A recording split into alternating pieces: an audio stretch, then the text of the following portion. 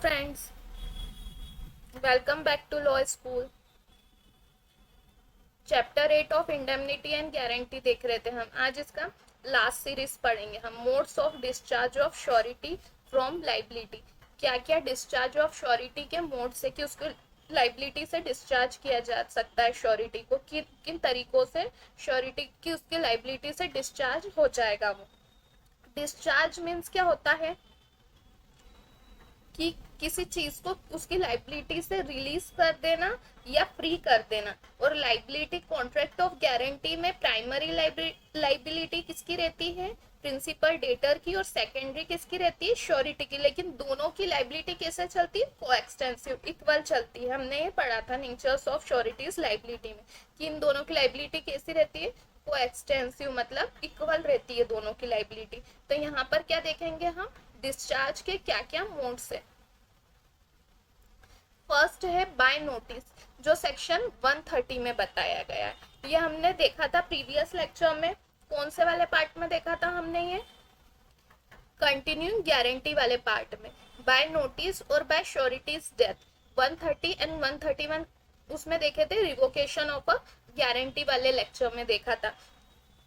तो यहाँ पर नीड नहीं इसको समझाने की, फिर भी मैं एक बार बता देती हूँ कि बाय नोटिस होता क्या है। कि जैसे कि क्रेडिटर ने नोटिस के थ्रू बोल दिया प्रिंसिपल डेटर को कि मैं आपको इस लाइबिलिटी से डिस्चार्ज करता हूँ, तो यहाँ पर क्या हो जाएगा? श्योरिटी भी डिस्चार्ज हो जाएगा। क्यों? क्योंकि दोनों की लाइबिलिटी कोएक्सटेंसिव चलती। और बाय श्योरिटीज डेथ, यदि श्योरिटी की डेथ हो गई तो उसकी लाइबिलिटी अपने आप ही खत्म हो जाएगी, क्योंकि डेथ के बाद तो कोई भी लाइबिलिटी रहती नहीं है पर्सन पर। और ये लाइबिलिटी उसके लीगल हेयर्स में ट्रांसफर होगी क्या?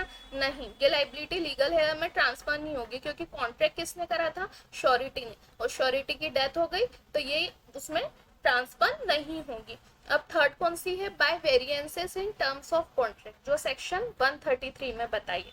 मतलब अगर प्रिंसिपल डेटर और क्रेडिटर ने कॉन्ट्रैक्ट के टर्म्स में कुछ चेंजेस किए हैं श्योरिटी को बिना बताए, तो ऐसे चेंजेस होने पर श्योरिटी अपने आप डिस्चार्ज हो जाएगा लाइबिलिटी से।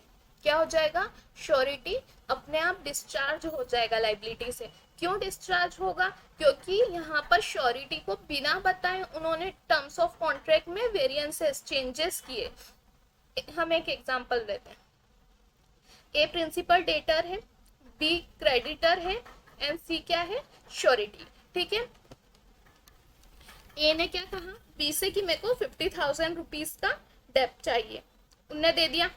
और मेरा श्योरिटी ये सी है, तो श्योरिटी ने कहा कि हाँ मैं इसकी गारंटी लेता हूँ। ठीक है। फिर क्या हुआ? एक महीने बाद वापस से वो गया प्रिंसिपल डेटर क्रेडिटर के पास और क्या कहा कि मेरे को 20,000 का और चाहिए लो, तो उन्हें दे दिए। पर यहाँ पर क्या हुआ? टर्म्स ऑफ कॉन्ट्रैक्ट में वेरिएंसेस चेंजेस हुए। इस बात का पता उन्होंने किसको नहीं बताया? श्योरिटी को इस बात का पता नहीं लगने दिया। तो जो 20,000 है उसकी लाइबिलिटी से सी जो है श्योरिटी, वो क्या हो जाएगा? डिस्चार्ज हो जाएगा, क्योंकि वेरिएंसेस हुए हैं टर्म्स ऑफ कॉन्ट्रैक्ट में। और बिना बताए श्योरिटी को, जहां पर बिना बताए वेरिएंसेस हुए हैं टर्म्स ऑफ कॉन्ट्रैक्ट में, वहां पर श्योरिटी अपनी लाइबिलिटी से डिस्चार्ज हो जाता है। ये सेक्शन 133 बताता है। आ गई बात समझ में? Any variances made without the surety's consent, without the surety's consent in the terms of contract between the principal debtor और creditor discharge the surety as to transaction subsequent to the variances. Section 133। अब section 134 क्या बोलता है? By release और discharge of principal debtor. वही बात हमने पढ़ी थी नेचर्स ऑफ श्योरिटीज की लाइबिलिटी में कि इन दोनों की लाइबिलिटी प्रिंसिपल डेटर और श्योरिटी की लाइबिलिटी कैसी होती है? कोएक्सटेंसिव लाइबिलिटी होती है। अगर क्रेडिटर ने प्रिंसिपल डेटर को रिलीज और डिस्चार्ज कर दिया है उस डेप्ट से, तो यहाँ पर क्या माना जाएगा कि श्योरिटी भी डिस्चार्ज हो गया है। क्यों? क्योंकि दोनों की लाइबिलिटी कोएक्सटेंसिव। आप ये नहीं कह सकता, क्रेडिटर ये नहीं कह सकता कि मैंने प्रिंसिपल डेटर को तो डिस्चार्ज कर दिया है, लेकिन क्रेडिटर श्योरिटी तुम्हें तो पैसा देना होगा नहीं। यहाँ क्रेडिटर के पास ये राइट नहीं है कि वह ये कह सके कि सिर्फ मैं तो प्रिंसिपल डेटर को उसकी लाइबिलिटी से डिस्चार्ज कर रहा हूँ, श्योरिटी तुम्हें तो ये अमाउंट देनी होगी। ये सेक्शन 134 बताता है। ठीक है। अनदर मोड क्या है, when creditor compound with gives time to और agree not to sue principal debtor.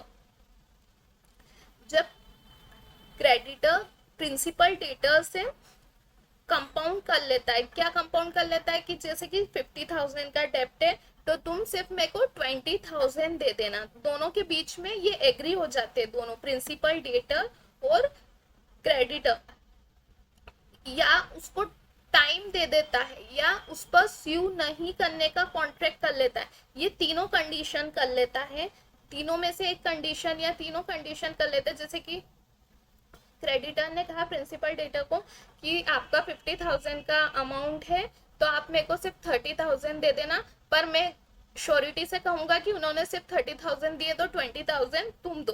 तो यहाँ पर श्योरिटी क्या हो जाएगा, डिस्चार्ज हो जाएगा। क्यों?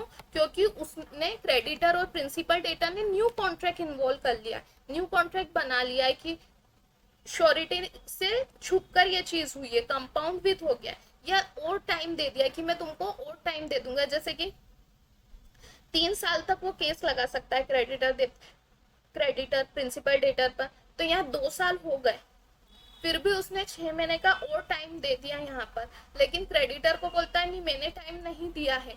तो ये ऐसी कंडीशन में भी श्योरिटी क्या हो जाएगा, डिस्चार्ज हो जाएगा। या एग्री हो जाता है वो प्रिंसिपल डेटर के साथ कि मैं आपको स्यू नहीं करूंगा, इस कंडीशन, ये तीनों कंडीशन में क्या हो जाएगा, श्योरिटी अपनी लाइबिलिटी से डिस्चार्ज हो जाएगा।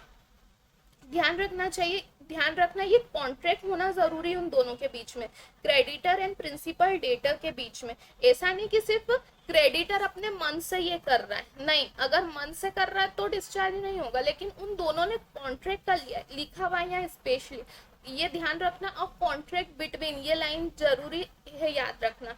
क्यों? क्योंकि इसका एक्सेप्शन भी है जो हम आगे पढ़ेंगे, तो इस चीज को ध्यान रखना, वो आपको कंफ्यूज करेगा वो पॉइंट कि इन दोनों के बीच में वो चीज कंफ्यूजन में आएगी कि यार उस समय तो डिस्चार्ज कर रहा था तो अब क्यों नहीं कर रहा, वही पॉइंट, यही वाले पॉइंट रहेंगे।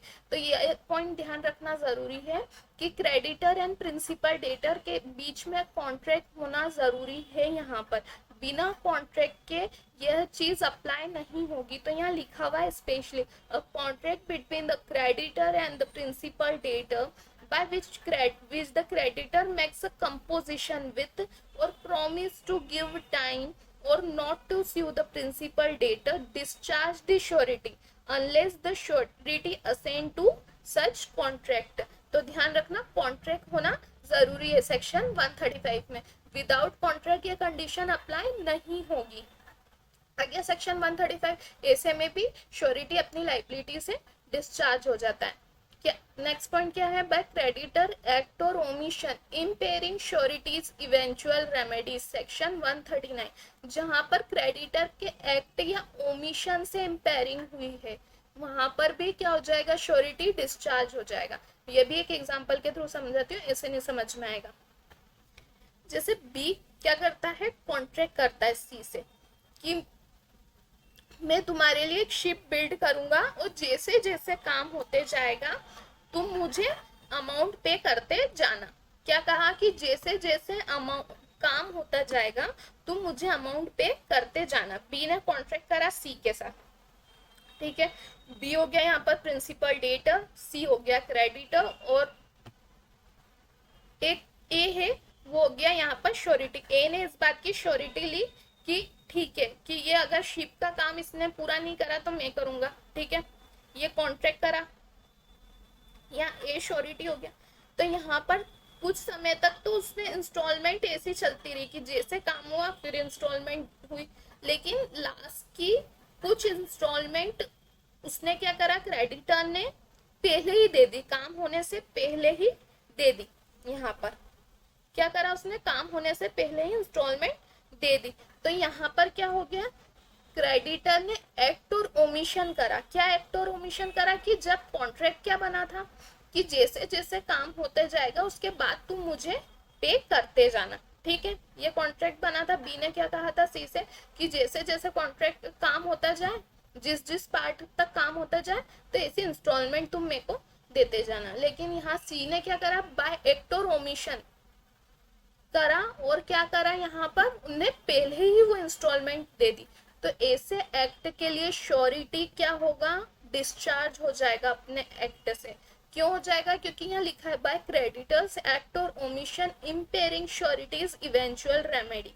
क्योंकि उसने ऐसा एक्ट कर दिया, ये ओमिशन कर दिया कि उसकी गलती के कारण प्रॉब्लम हो गई है कि उन्होंने क्या कॉन्ट्रैक्ट करा था, कॉन्ट्रैक्ट में यहाँ पर वापस चेंजेस हो गए और ये श्योरिटी को नहीं पता कि ये चेंजेस हो गए हैं।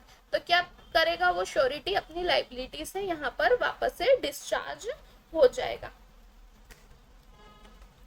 If the creditor does any act which is inconsistent with the right of surety, जो inconsistent हो right of surety, or omit to do any act which his duty to surety requires him, and the eventual remedy of the surety himself against the principal debtor is thereby impaired, the surety is discharged। impair हो गई है। Empire किस type से हो गए कि उसने पहले क्या कहा था कि जब कॉन्ट्रैक्ट जैसे जैसे काम होता जाएगा, जैसे जैसे मैं शिप की बिल्डिंग्स बनाता जाऊंगा तो मुझे पे करते जाना। लेकिन लास्ट इंस्टॉलमेंट उन्होंने क्या करा, काम नहीं हुआ था, फिर भी क्या करा उसने, पे कर दी यहाँ पर।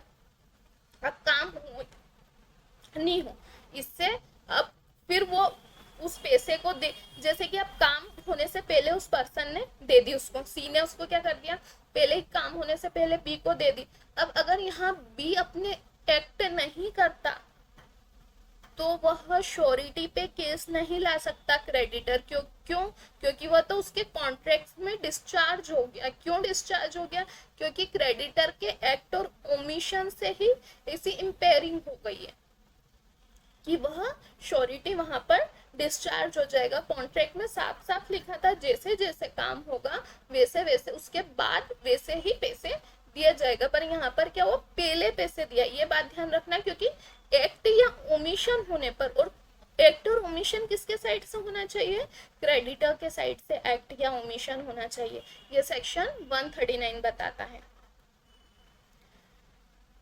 Creditor using the security of a principal debtor, ये वाला भी सेक्शन 141 भी आपको पता होगा, क्योंकि हमने ये कब डिस्कस किया था, बताइए कब डिस्कस किया था, ये हमने डिस्कस किया था राइट अगेंस्ट द क्रेडिटर, जब creditor right of surety against creditor, जब श्योरिटीज के राइट्स के बारे में बात करी थी। तो ये सेक्शन क्या कहता है, सेक्शन 141, जैसे प्रिंसिपल डेटर ने लोन लिया क्रेडिटर से और उसने अपनी कुछ सिक्योरिटीज भी दे दी और श्योरिटी भी। सिक्योरिटी क्यों दी, एडवांसमेंट के लिए कि हाँ यार अगर श्योरिटी ने भी डेप्ट नहीं दिया तो क्रेडिटर ने क्या सोचा कि मैं कुछ सिक्योरिटी भी ले लेता हूँ। तो यहाँ पर उसने उस सिक्योरिटी को यूज कर लिया जो प्रिंसिपल डेटर ने दी थी। श्योरिटी भी था, गारंटर भी था, लेकिन उसने क्या करा था, प्रिंसिपल डेटर ने कुछ सिक्योरिटीज भी दी थी, फर्नीचर दिया था। हमने वहाँ एग्जांपल में ये बात करी थी कि एक फर्नीचर भी मॉर्गेज करा था। यहाँ फर्नीचर भी प्रिंसिपल डेटर ने अपना एक फर्नीचर भी उसे क्रेडिटर को मॉर्गेज कराया था और एक गारंटर भी रखा था, दो चीजें करी थी। तो यहाँ पर उसने क्या करा, क्रेडिटर ने उस फर्नीचर को बेच के अपनी अमाउंट रिकवर कर ली। तो यहाँ क्या होगा, श्योरिटी डिस्चार्ज हो जाएगा। क्रेडिटर के पास यहाँ पर कितनी थी, दो रेमेडी थी। कौन कौन सी थी कि या तो वो सिक्योरिटी से अपना पैसा ले ले या तो फिर क्रेडिटर से ले ले, सॉरी डेटर से ले ले। तो यहाँ पर उसने क्या करा, सिक्योरिटी बेच के अपना पैसा रिकवर कर लिया। तो यहाँ पर सिक्योरिटी बेच दी तो यहाँ पर क्या हो जाएगा, जो श्योरिटी है वो अपनी लाइबिलिटी से डिस्चार्ज हो जाएगा। क्यों, क्योंकि उसको तो पैसा मिल गया है, क्रेडिटर को उसका जो लोन है वो तो रीपे हो गया है, उसने फर्नीचर बेच के वो लोन अमाउंट रिकवर कर लिए। तो यहाँ पर अब इनके पास डेब्ट रहा क्या, प्रिंसिपल डेटर पर कोई लाइबिलिटी रही है क्या, नहीं, प्रिंसिपल डेटर पे लाइबिलिटी नहीं रही तो श्योरिटी पर भी कोई लाइबिलिटी नहीं रहेगी। अब 8 मिस रिप्रेजेंटेशन और कॉन्सिलमेंट, जो सेक्शन 142 एंड 143 में, ये भी हमने कॉन्ट्रैक्ट ऑफ गारंटी के इसेंशियल एलिमेंट में डिस्कस किए थे। ये पॉइंट भी आपको पता होंगे। आपने अभी तक मेरे previous lecture contract of guarantee के नहीं देखे हो तो पहले वो देखिएगा, फिर ये देखिएगा, तो आपको क्लियर समझ में आएगा कि मैं क्या पॉइंट डिस्कस कर रही हूँ। ऐसे में आप ये देखेंगे तो यहाँ पर हमने डिटेल डिस्कस नहीं किया है, जैसे मिस रिप्रेजेंटेशन, कॉन्सलमेंट को, वहां पर जब इसेंशियल्स के बारे में हमने बात करी थी कॉन्ट्रैक्ट ऑफ गारंटी के क्या क्या इसेंशियल होने चाहिए, तब हमने ये डिस्कस कर लिया था कि वो भी कॉन्ट्रैक्ट ऑफ गारंटी का अगर कोई भी ऐसा कॉन्ट्रैक्ट बना है जो मिस रिप्रेजेंटेशन से बना है, जिससे श्योरिटी को मिस रिप्रेजेंट करके बनाया गया या कॉन्सिलमेंट करके बनाया गया, तब भी श्योरिटी क्या हो जाएगा, डिस्चार्ज हो जाएगा। लास्ट पॉइंट क्या है, failure to join post surety, ये वाला पॉइंट भी हमने डिस्कस करा था। Rights and liabilities of post sureties में क्या डिस्कस करा था, यहाँ पर एक श्योरिटी ने अपने कंडीशन डाल दी, प्रेसिडेंट कंडीशन डाल दी कि यदि पोस्ट श्योरिटीज ज्वाइन नहीं करेंगे तो मैं कॉन्ट्रैक्ट में इन्वॉल्व नहीं होऊंगा, मैं कॉन्ट्रैक्ट ऑफ गारंटी में इन्वॉल्व नहीं होऊंगा। ये श्योरिटी ने पहले से ही कंडीशन प्रेसिडेंट डाली थी, और वह अगर ज्वाइन नहीं करते हैं उसके साथ को श्योरिटी को, श्योरिटी के साथ को श्योरिटी को वह ज्वाइन नहीं करते हैं, तो यहाँ पर क्या हो जाएगा, जो श्योरिटी है वह भी क्या हो जाएगा, डिस्चार्ज हो जाएगा, क्योंकि उसने पहले ही कॉन्ट्रैक्ट ऑफ गारंटी में आने से पहले ही प्रेसिडेंट कंडीशन डाल दी थी। क्या डाल दी थी कि जब तक अदर श्योरिटीज ज्वाइन नहीं होंगे तब तक मैं इस कॉन्ट्रैक्ट ऑफ गारंटी में इन्वॉल्व नहीं माना जाऊंगा। हमने कॉन्ट्रैक्ट में ये कंडीशन पहले ही डाल दी थी, ये सेक्शन 144 बताता है। आगे डिस्चार्ज ऑफ श्योरिटी कब कब क्या क्या मोड से, किन तरीकों से श्योरिटी अपनी लाइबिलिटी से डिस्चार्ज हो सकता है।